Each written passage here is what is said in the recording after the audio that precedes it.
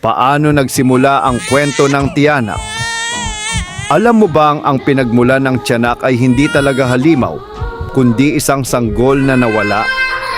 Noong panahon ng mga ninuno, naniniwala ang mga tao na kapag may batang namatay, bago mabinyagan, hindi siya makakapasok sa langit.